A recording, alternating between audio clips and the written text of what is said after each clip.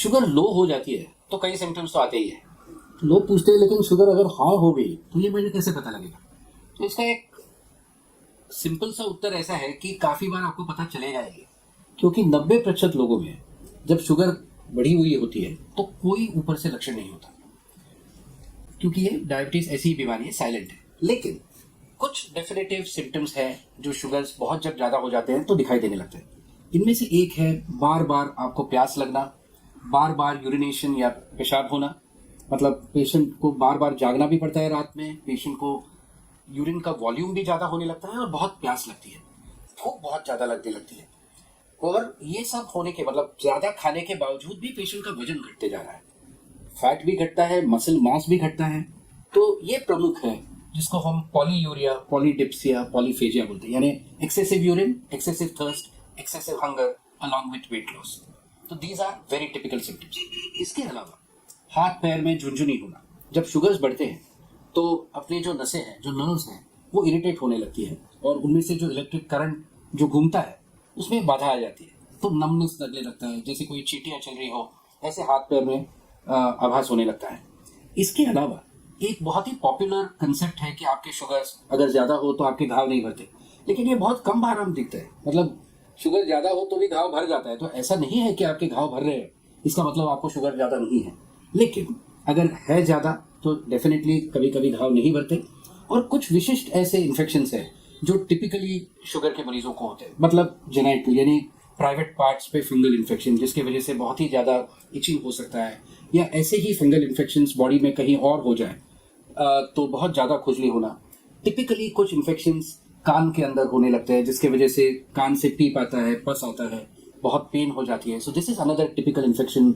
या स्किन में एब्सेसेस होने लगते हैं, यानी पीप भरा हुआ एक स्वेलिंग होने लगता है जिसको हम एब्सेस बोलते हैं। तो this is also very typical of diabetes.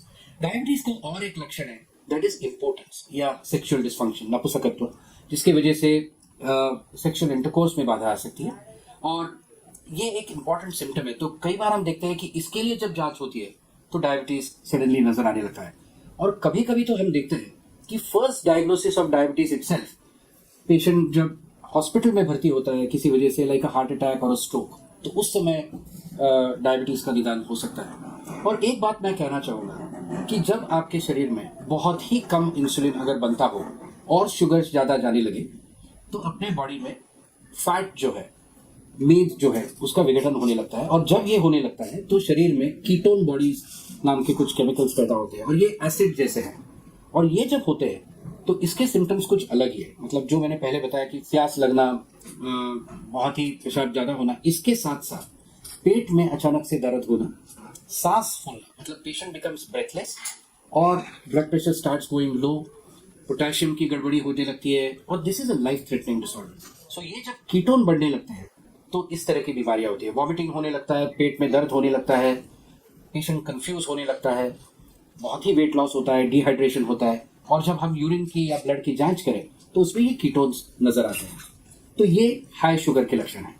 Bharat में डायबिटीज बहुत ही कॉमन है और इसके बारे में लोगों में जानकारी अच्छी तरह से नहीं है। लोग डर भी जाते हैं, लेकिन अच्छी तरह से उनको अगर जानकारी हो, वो इसके बारे में अपनी खुद की जानकारी बढ़ाए, अवेयरनेस बढ़ाए। तो मैं ये कहना चाहूँगा कि क्योरेबल तो नहीं है डायबिटीज, लेकिन हम अगर इसकी अच्छी तरह से केयर ले तो हम पूरी तरह से एक अच्छा फुलफिलिंग लाइफ जी सकते हैं। और ये करने के लिए हम ज़रूर आपकी मदद करेंगे। आपको अगर डायबिटीज़ हो तो ज़रूर हमसे आके मिलिए, हम आपकी मदद करने के लिए यहाँ बैठे हैं।